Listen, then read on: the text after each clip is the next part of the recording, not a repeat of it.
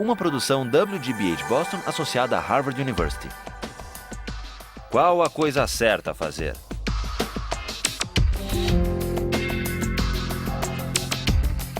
Justice, com Michael Sandel. Last time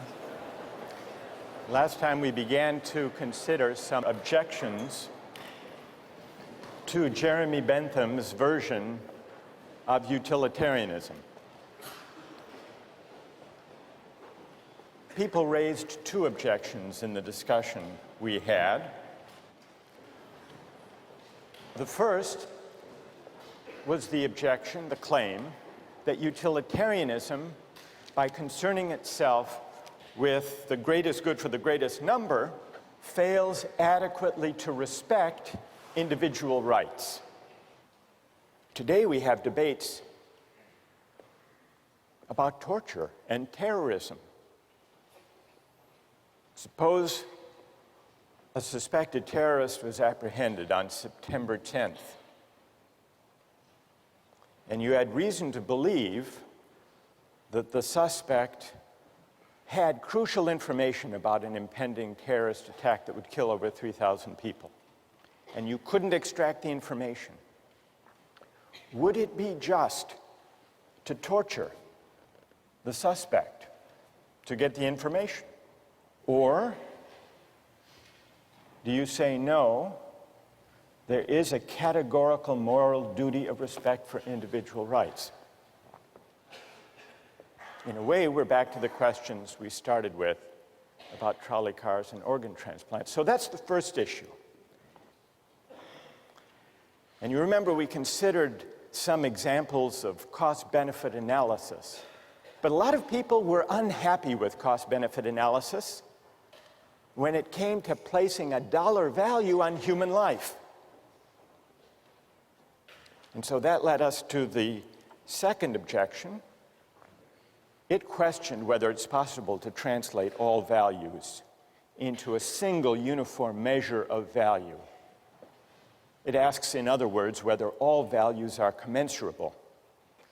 Let me give you one other example of an experience. This actually is a true story. It comes from personal experience that raises a question, at least, about whether all values can be translated without loss into utilitarian terms.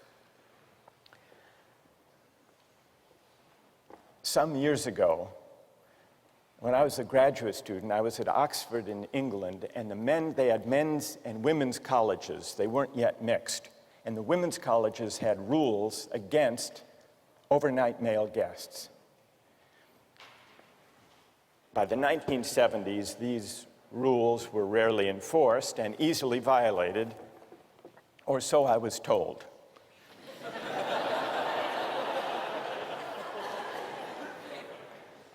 By the late 1970s, when I was there, pressure grew to relax these rules, and it became the subject of debate among the faculty at St. Anne's College, which was one of these all-women's colleges. The older women on the faculty were traditionalists. They were opposed to change on conventional moral grounds. But times had changed, and they were embarrassed to give the true grounds for their objection. And so they translated their arguments into utilitarian terms. If men stay overnight, they argued, the costs to the college will increase. How, you might wonder? Well, they'll want to take baths, and that'll use up hot water, they said. Furthermore, they argued, we'll have to replace the mattresses more often.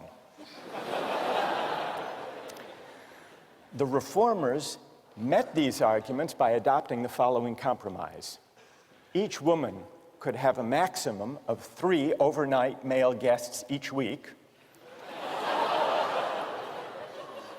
They didn't say whether it had to be the same one or 3 different, provided, and this was the compromise, provided the guest paid 50 pence to defray the cost to the college. The next day, the national headline in the national newspaper read, St. Anne's girls 50 pence a night.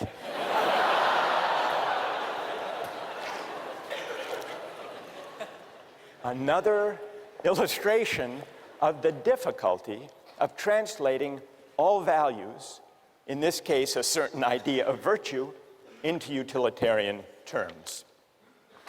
So that's all to illustrate the second objection to utilitarianism, at least the part of that objection that questions whether utilitarianism is right to assume that we can assume the uniformity of value, the commensurability of all values, and translate all moral considerations into dollars or money. But there is a second aspect to this worry about aggregating values and preferences.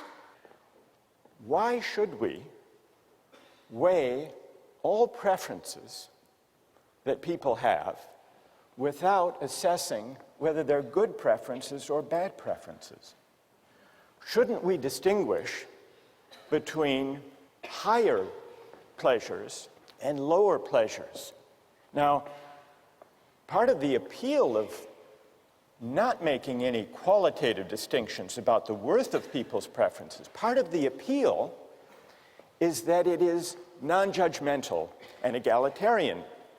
The Benthamite utilitarian says, everybody's preferences count, and they count regardless of what people want, regardless of what makes different people happy.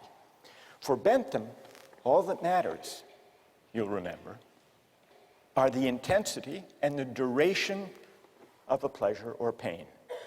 The so-called higher pleasures or nobler virtues are simply those, according to Bentham, that produce stronger, longer pleasure. He had a famous phrase to express this idea: the quantity of pleasure being equal, pushpin is as good as poetry. What was pushpin? It was some kind of a child's game, like tiddlywinks. Pushpin is as good as poetry, Bentham says. And lying behind this idea, I think, is the claim, the intuition, that it's a presumption to judge whose pleasures are intrinsically higher or worthier or better. And there is something attractive in this refusal to judge. After all, some people like Mozart, others Madonna. Some people like ballet, others bowling. Who's to say, a Benthamite might argue, who's to say which of these pleasures, whose pleasures, are higher, worthier, nobler than others? But is that right? This refusal to make qualitative distinctions. Can we altogether dispense with the idea that certain things we take pleasure in are better or worthier than others?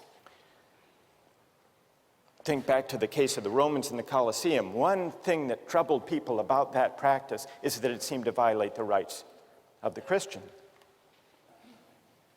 Another way of objecting to what's going on there is that the pleasure that the Romans take in this bloody spectacle, should that pleasure, which is a base, kind of corrupt, degrading pleasure, should that even be valorized or weighed in deciding what the general welfare is?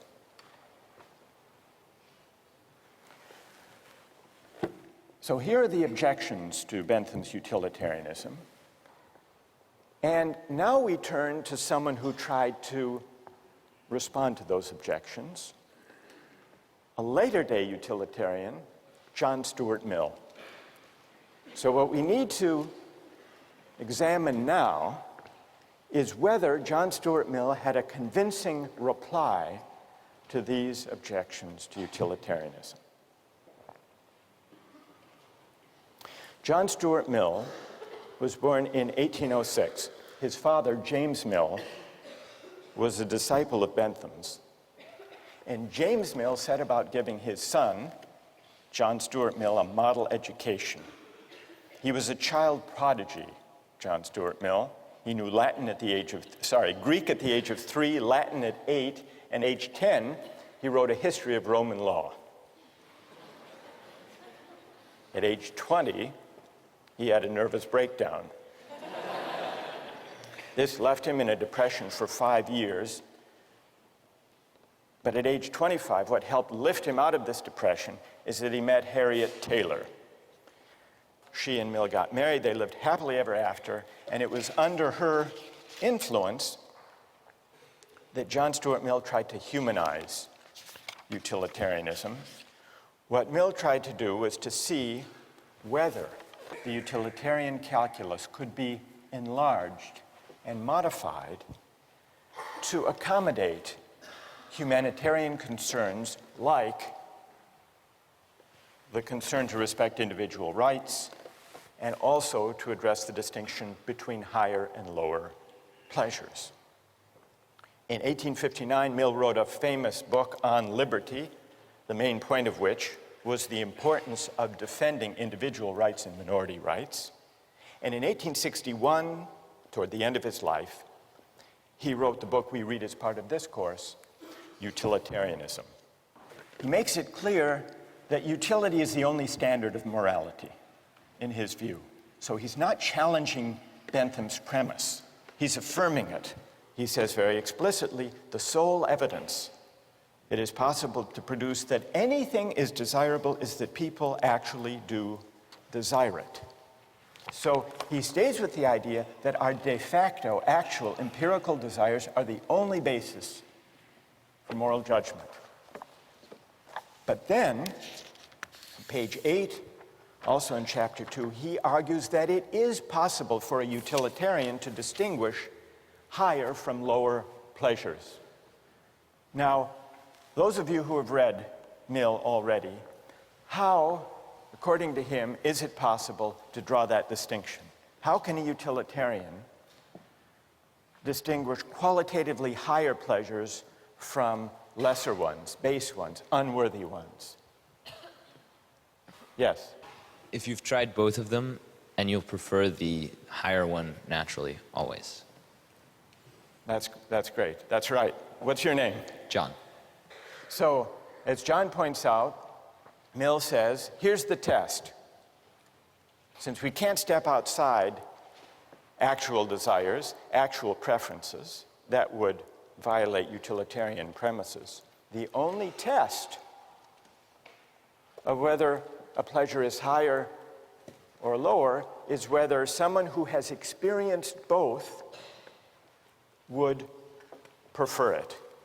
And here, in chapter 2, we see the passage where Mill makes the point that John just described.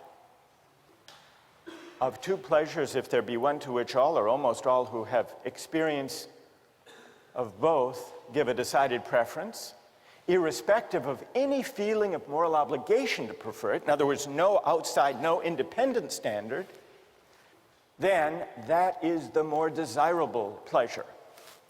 What do people think about that argument? Does it succeed? How many think that it does succeed? Of arguing within utilitarian terms for a distinction between higher and lower pleasures. How many think it doesn't succeed? Right, I want to hear your reasons. But before we give the reasons, let's do an experiment of Mill's claim. In order to do this experiment, we're going to look at 3 short excerpts of popular entertainment. The first one is a Hamlet soliloquy. It'll be followed by 2 other experiences. See what you think. What a piece of work is a man. How noble in reason. How infinite in faculties. In form and moving, how express and admirable. In action, how like an angel. In apprehension, how like a god. The beauty of the world, the paragon of animals. And yet to me, what is this quintessence of dust? Man delights not me.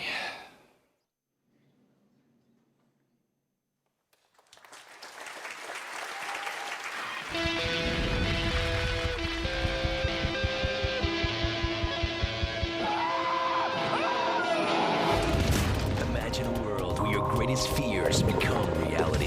Ah, they're biting me! Each show, 6 contestants from around the country battle each other in 3 extreme stunts. These stunts are designed to challenge the contestants both physically and mentally. 6 contestants, 3 stunts, 1 winner. Yes! Woo! Fear Factor.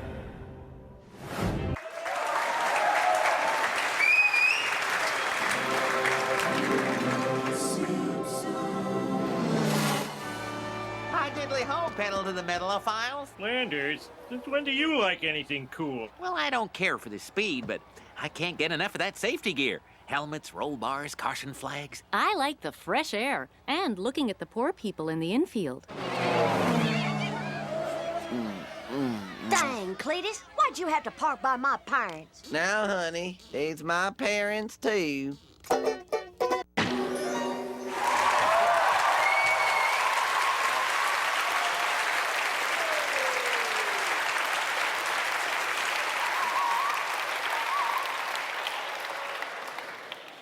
I don't even have to ask which one you like most. The Simpsons, how many like The Simpsons most?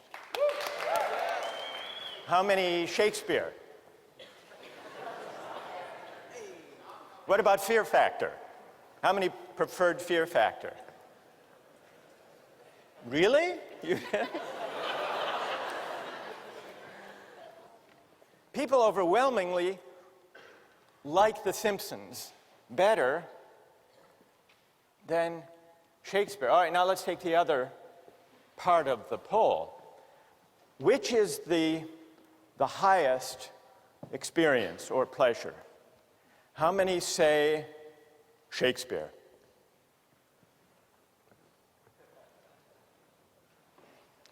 How many say Fear Factor? No, you can't be serious. Really? What? All right, go ahead, you can say. I found that one the most entertaining. I know, but which do you think was the worthiest, the noblest experience? I know you found it the most entertaining. If something is good just because it is pleasurable, what does it matter whether you have sort of an abstract idea of whether it is good by someone else's sense or not? All right, so you come down in the straight Benthamite side. Who's to judge? And why should we judge? Apart from just registering and aggregating de facto preferences. All right, that's fair enough. What's your name? Nate? Okay, fair enough.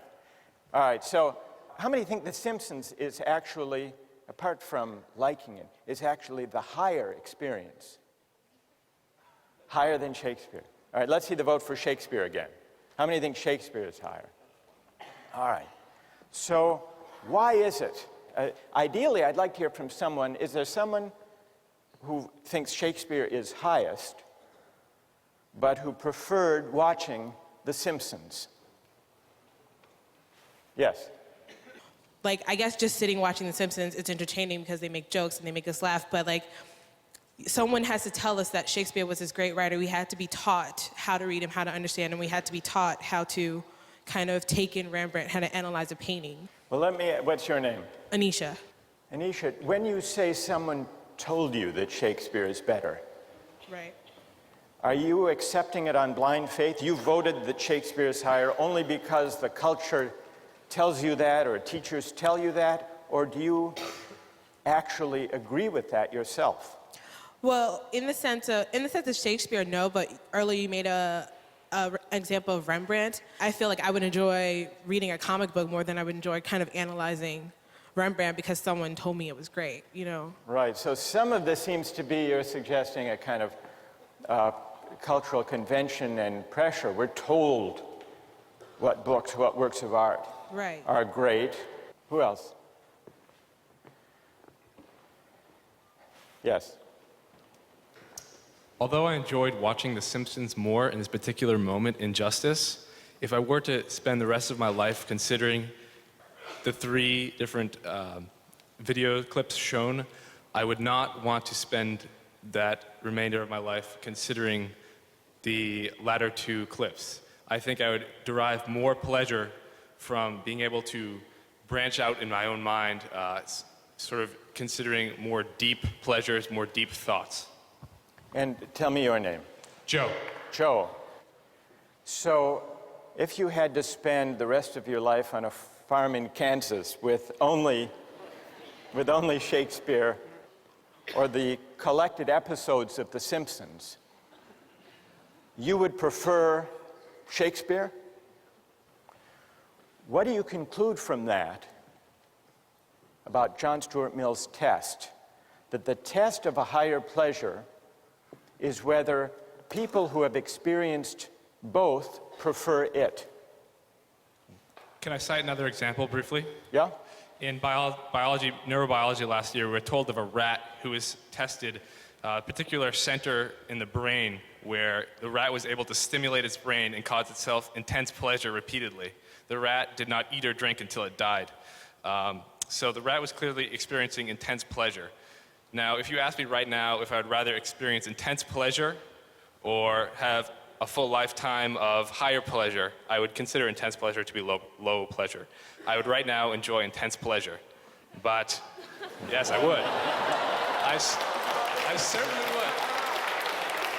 But over a lifetime, I would think almost a complete majority here would agree that they would rather be a human with higher pleasure than be that rat with intense pleasure for a momentary period of time. So, now, in answer to your question, right. I think this proves that, or I won't say proves, I think the conclusion is that Mill's theory that when a majority of people are asked what they would rather do, they will answer that they would rather engage in a higher pleasure. So you think that this supports Mill? You think Mill is onto something here? I do. All right. Is there anyone who disagrees with Joe and who thinks that our experiment disproves Mill's test, shows that that's not an adequate way, that you can't distinguish higher pleasures within the utilitarian framework? Yes?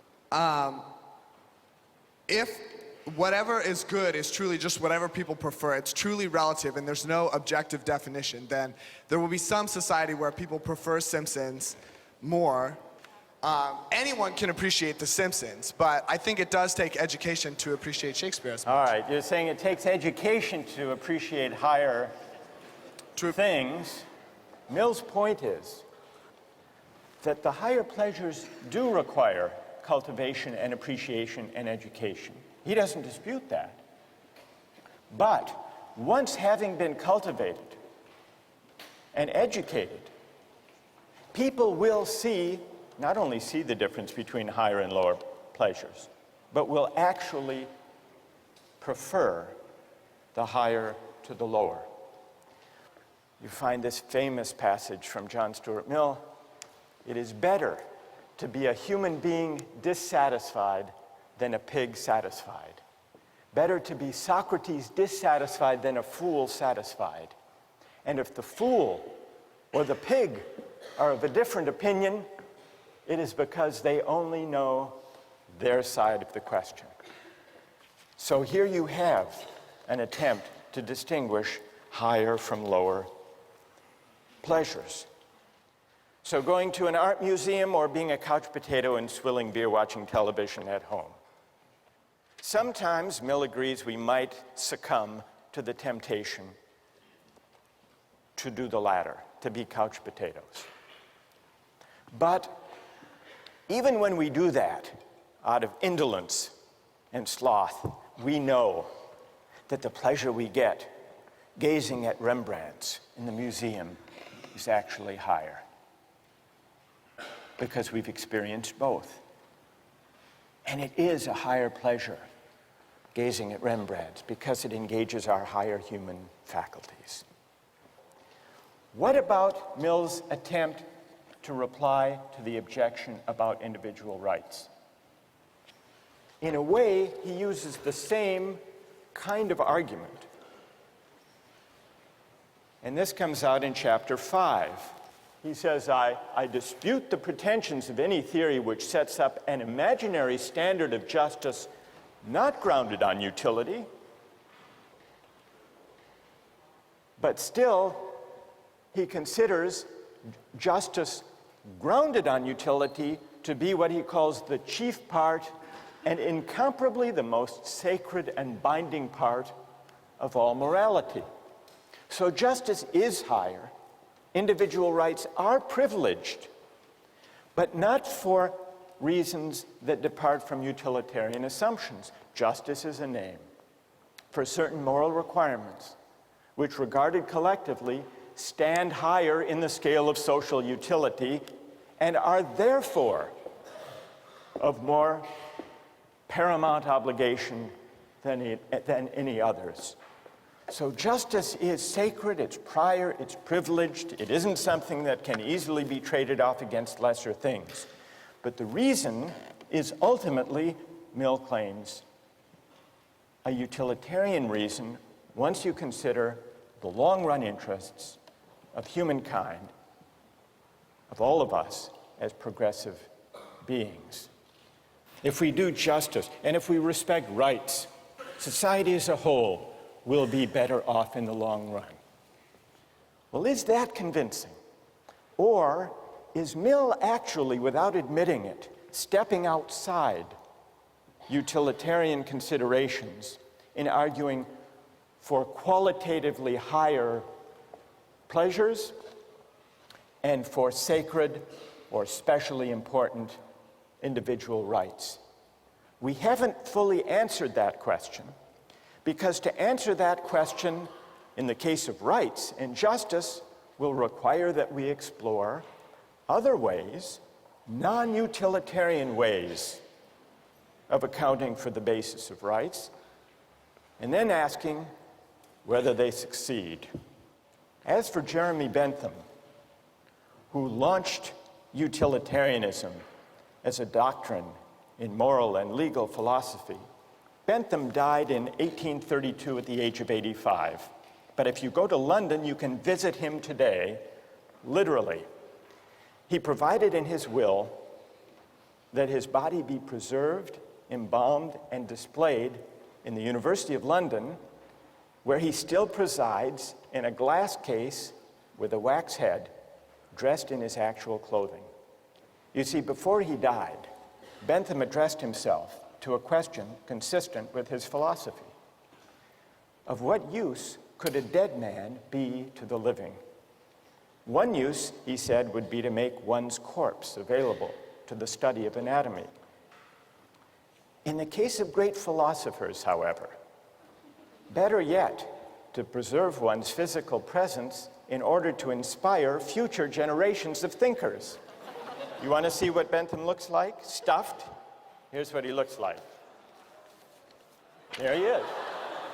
Now, if you look closely, you will notice that the embalming of his actual head was not a success. So they substituted a waxed head, and at the bottom, for verisimilitude, you can actually see his actual head on a plate. You see it? Right there. So, what's the moral of the story? The moral of the story, by the way, they bring him out during meetings of the board at University College London, and the minutes record him as present but not voting. Here is a philosopher in life and in death who adhered to the principles of his philosophy. We'll continue with rights next time.